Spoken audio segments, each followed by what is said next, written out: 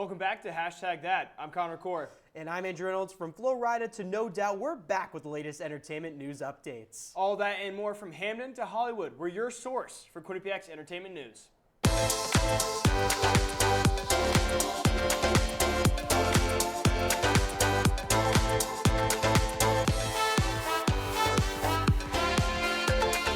From Hamden to Hollywood, we are your source for Quinnipiac's entertainment news.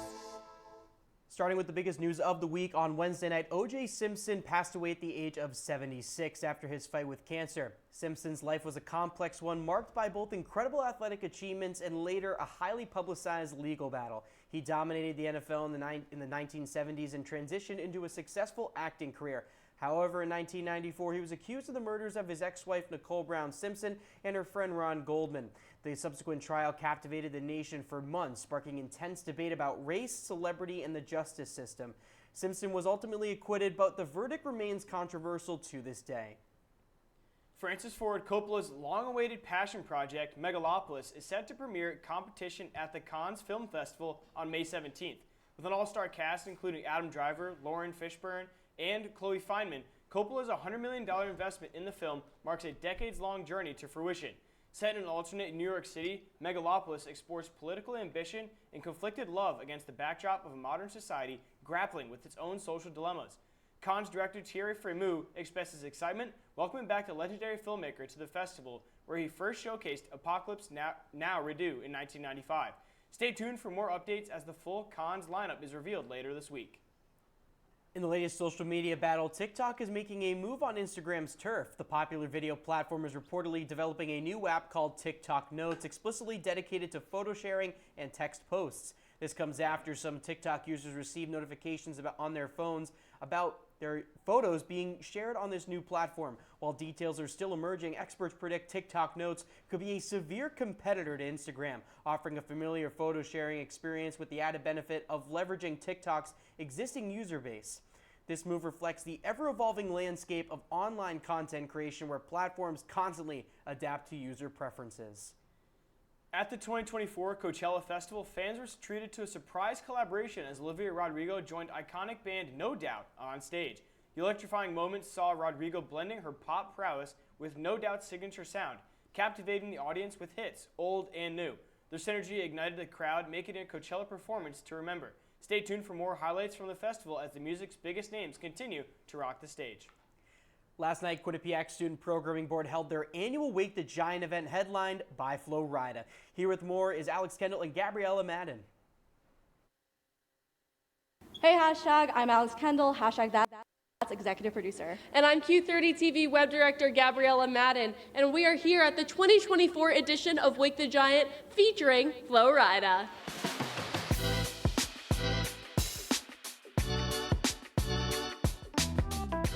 This is an event that Quinnipiac looks forward to year after year, and with Flo Rida's incredible discography, it's going to be a great show. Flo Rida has been a musical icon for nearly 2 decades, bursting onto the scene with his song Low featuring T-Pain. Flo Rida has amassed 3 #1 Billboard Hot 100 singles, among several other noteworthy hits. The Quinnipiac student community was overjoyed with the announcement from the Quinnipiac Student Programming Board on March 27th that Flo Rida would be headlining, as his set list is truly going to be one to remember. Wake the Giant has hosted a mixture of comedians and musicians over the years. As last year's event featured Offset, it was the first time in 5 years that a musician had headlined the event. Ella, students have been lined up since 5 p.m. to get the best seats in the house. Why don't we go out there and see what the buzz is all about? I'm excited. It's a tent for me. I mean, I love Flo Rida. I've listened to all his songs, so I'm excited. I hope he sings Wild Ones by him and Sia. We'll see, though. So I've been waiting in line since like 4:10. I think it's been a good experience. It rains on and off, but you know what? We're in the cover, so it's pretty good. I am very excited for tonight. I'm looking to have a good time with my friends because we haven't done something fun in a while. And I'm excited to see Flo Rida because I feel like a lot of his songs I kind of grew up on. So I'm very excited. I was definitely an apple bottom jeans girl, so I'm excited if he plays that. I would say I've been waiting in line for 3 hours and people have slowly started coming in and they're like excited. They've been playing his songs like in line. So like I would say people are pretty excited to like see him perform. Planning Wake the Giant takes months of hard work and time, and the Student Programming Board was able to offer a little insight on what goes on behind the scenes. Well, we put in a lot of work. I mean, we have Fall Fest that kind of happens, and that's a big rundown, and it really prepares you for this. And then, like, I was a director for that, which helps prepare you to go into Wake the Giant and be able to be a director for that. And I think we start in, like, January, February, selecting directors and everything. And then really once March hits, it's like a big speed run till now, and it's just go, go, go. I've been making all the Instagram posts and all the posters that you've seen and everything.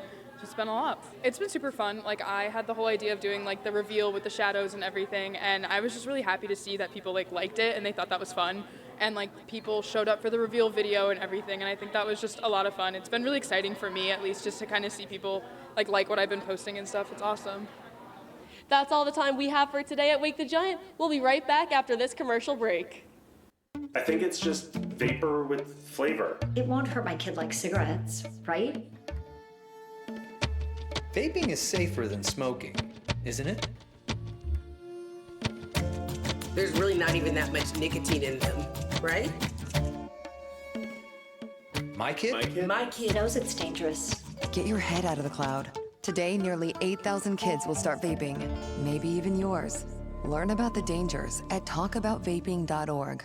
Type 2 diabetes can have a big impact on your life, but how can it be prevented? Well, the first step is knowing if you have prediabetes, a serious medical condition that puts you at high risk for type 2 diabetes. 1 in 3 American adults has prediabetes, but more than 80% don't know they have it. The good news is, prediabetes can be reversed, and for many people, healthy changes in their daily routine can make a big difference. Take the 1-minute risk test today at doihaveprediabetes.org.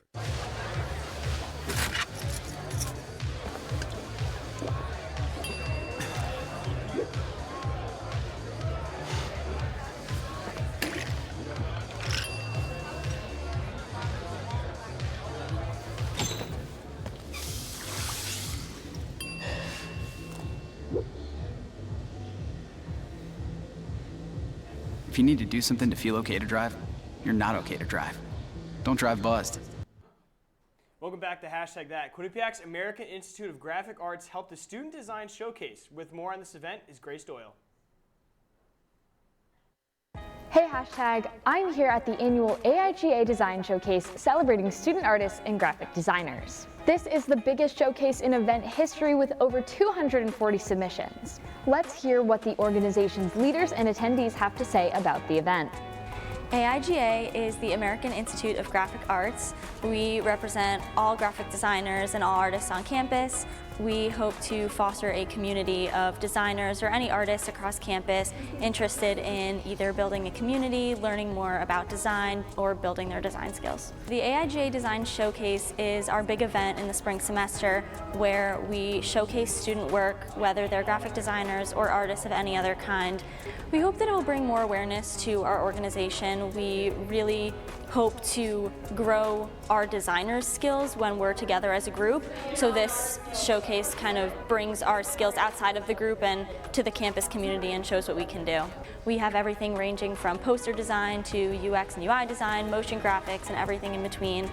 This year we actually broke the submission record. Last year's submissions we had 114, and this year we had over 240.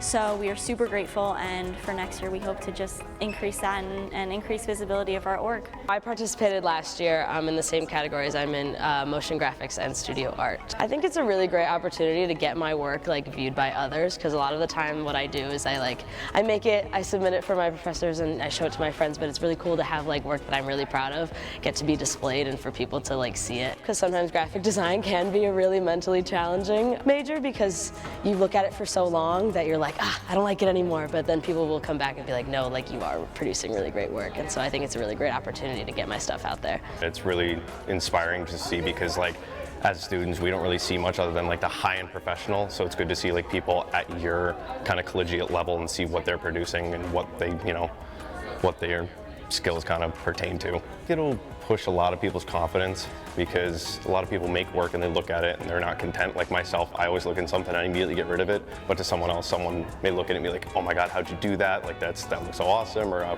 want to be able to learn how to do that. You can put that in your resume, like, hey, look, I wanted to work here at my own school and everything, so I think that's pretty big point. I really hope that it'll bring more like almost awareness to AIGA, and just to show that this is a really strong group on campus that's really awesome to get involved in, no matter if you're a graphic design major or not. It's something that's really cool that you can express your creativity through. If you want to get involved with next year's design showcase, you can follow AIGA Quinnipiac on Instagram for more details. That's all from me. Back to you guys at the desk. Thank you, Grace. Here with hashtag Hot Gossip is Michael Katz-Flynn.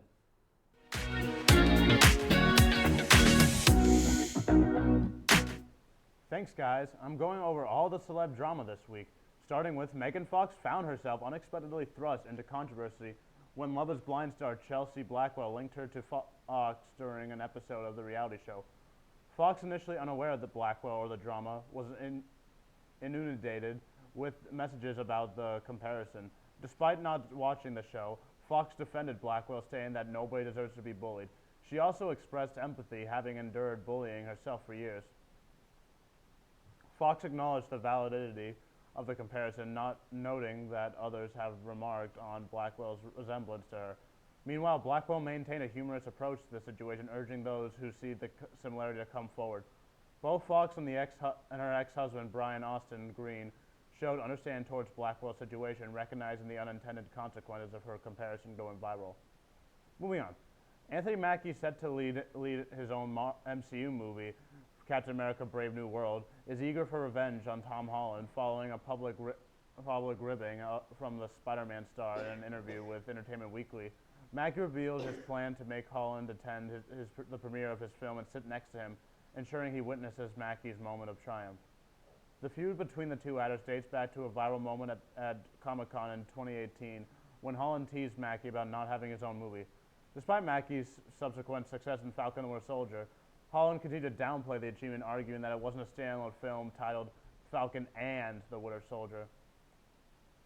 Now with Captain America Brave New World on the horizon, Mackie sees it as an opportunity to prove his worth and establish himself as a leading figure in the MCU.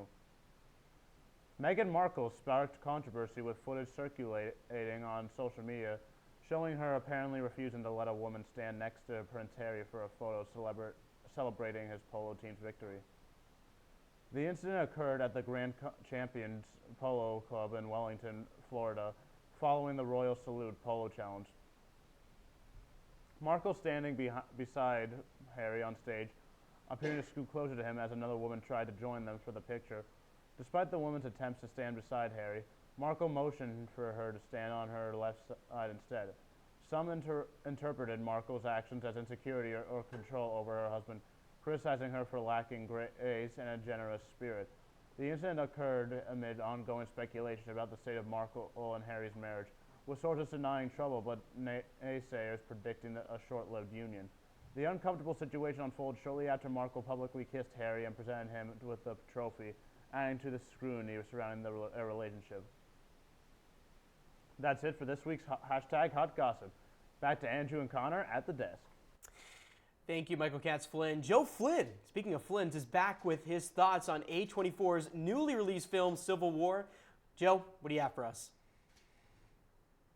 Hey, hashtag, I'm Joe. Today, I'm going to be discussing A24's latest film, Civil War. Directed by Alex Garland, Civil War is the last film of Garland's directing career and one of the most anticipated movies for 2024. Without any further ado, let's get right into it. Civil War follows the story of Lee, Joel, and Sammy, a group of war photographers and journalists who capture the scenes of an ongoing war in America. The crew has a goal of traveling to Washington, D.C. and interviewing the president, but they have to navigate through a war-torn country to get there. Before embarking on their journey, an independent journalist named Jesse joins the crew. Jesse doesn't have any experience with war photography and learns about the reality of war the hard way. Although the cast all had great performances, Kirsten Dunst really stood out and did a fantastic job. Her ability to capture an apathetic journalist who isn't fazed by war anymore is incredible. At the beginning of the movie, there are flashbacks into Lee's past where she takes pictures of horrific acts of violence and eventually becomes numb to it. This leaves her as a stone-cold journalist who rarely expresses emotion. Kirsten also created a great dynamic with Kaylee Spaney, who played Jesse in the film. The stark contrast between a seasoned veteran and a bright-eyed rookie is portrayed very well. An example of this happens in the beginning of the film when the group is stopping for gas. There's a scene of two people on the verge of death and Jesse thinks it would make for a good picture. However, Jesse's too scared and shocked to take a photo while Lee is able to capture it without a problem. I really enjoyed how Garland chose to focus more on the journalists and the press rather than the actual conflict. It sends the message that journalism is independent and doesn't pick a side. The cinematography of Civil War is simply incredible. Cinematographer Rob Hardy did a fantastic job capturing rundown cities and the aftermath of past and present battles. The movie captures the war in a shocking manner that leaves the viewer at a loss for words. Without delving into spoilers, there is one shot of a mass grave that really stuck out and showcased the price of war. Another part of the movie that really stuck out happened when the journalists took photos. After snapping a picture, it briefly showed up on screen, which served as a unique way to visualize the story. The credits implemented this idea too, but instead had the photos slowly fade in as if they were developing. The sound design in Civil War is what really helps immerse you into the world. The sounds of combat are loud and powerful and help sell the intensity of war. Overall, Civil War is an incredible film that'll keep you immersed throughout. With stunning visuals and fantastic sound design, Civil War is well worth the watch and a great capstone for Alex Garland's directing career. That's all I have for today. Hashtag will be back after this quick commercial break. What do you think you're doing, Kevin? Was just gonna drive home. There are several warning signs present that you shouldn't be driving. Like hearing voices? Like your text-to-emoji ratio? Oh man, the selfies. Selfie, nailed it. We all have warning signs that let us know that we're probably not okay to drive. Mine is pretending to be your subconscious. Craig, come on man, let's put a ride home.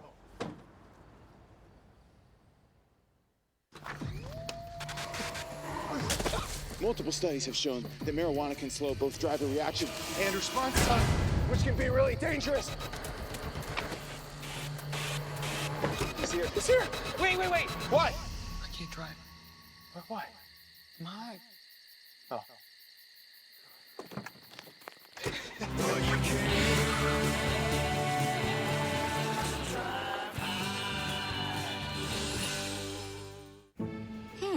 Maybe you can make retirement happen. After all, you made home ownership happen. Homeschooling yourself on loans, beefing up your credit score. So I'm pre-approved. You were like, yes! Sorry. Color coding listings, ticking boxes, and flushing every toilet in a 20-mile radius. Home sweet home. You aced house hunting. Now get the tips you need to get on track at aceyourretirement.org. Welcome back to Hashtag That. We're back with this week's Hollywood News Update, and here to fill us in on all the latest West Coast entertainment news is Grace Parisi.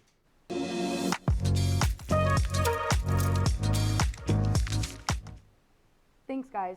We're going straight to Hollywood with our first story. In a recent interview, Drew Barrymore opened up to the possibility of her children Olive, 11, and Frankie, 10, following in her Hollywood footsteps. Despite her deep-rooted love for the industry, Barrymore remains hesitant to give her daughters the green light just yet.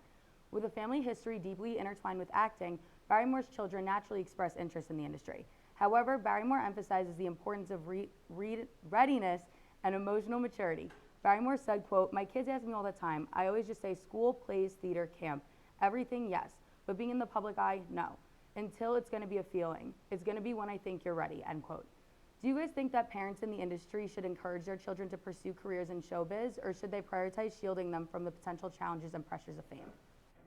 Yeah, thank you, Grace. I think that they should focus on parenting, their kids and making sure their kids have a really great childhood, because obviously their parents are in the, the spotlight, and you want to make sure that, like I said, your kids are enjoying their childhood. Yeah, and you're never going to get that young ages back. And I don't know what I would do if I was 10 or 11 and being asked to, hey, you're going to go on this red carpet, you're going to be featured in this movie. Trying to get it so early just seems outlandish to me, and I'm very curious to see that Drew Barrymore is making the right decision. I think letting her kids letting her grow up, even though their mom is like one of the most influential people in the entire entertainment industry. I think it's a very big piece to realize that her kids, need to make sure that they're enjoying their childhood and not. Yeah.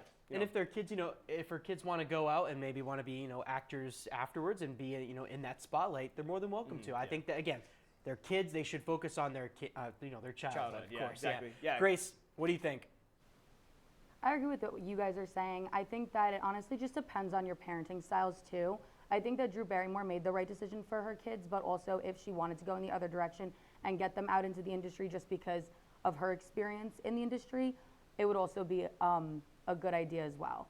I also can understand, though, what she's saying with not putting her kids in the industry regarding the Quiet on Set documentary that just came out.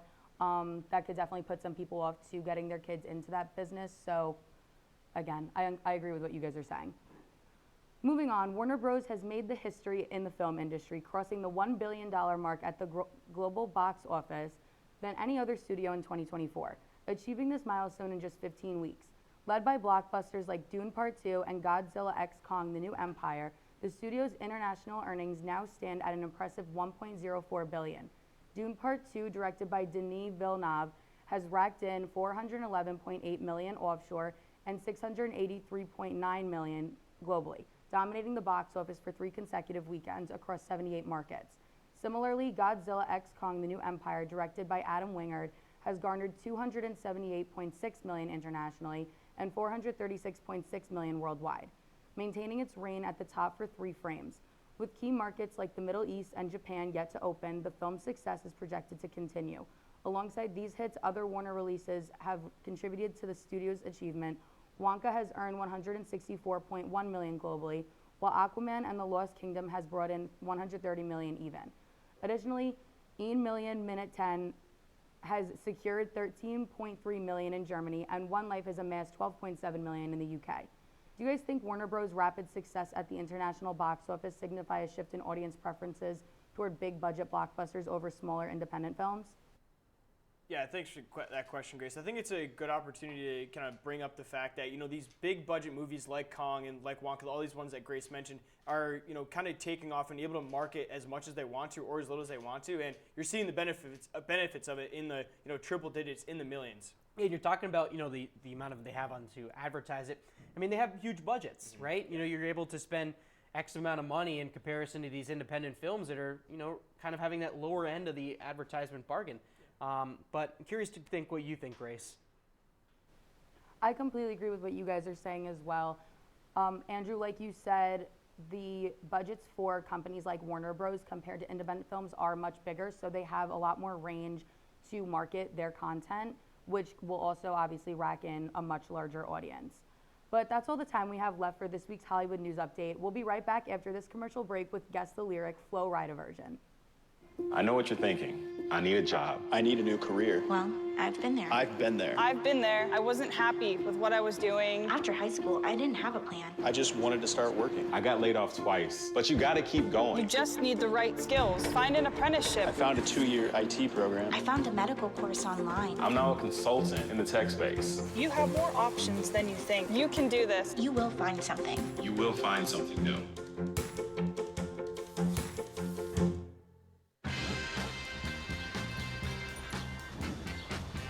When we adopt a shelter pet, we discover they're a unique mix of all kinds of things. I'm on Jules spot on this last one. There it is.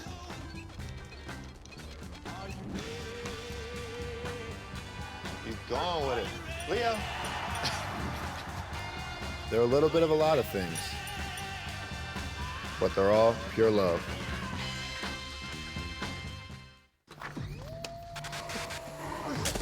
Multiple studies have shown that marijuana can slow both driver reaction and response response time, which can be really dangerous. He's here. He's here. Wait. What? I can't drive. Why? My. Oh.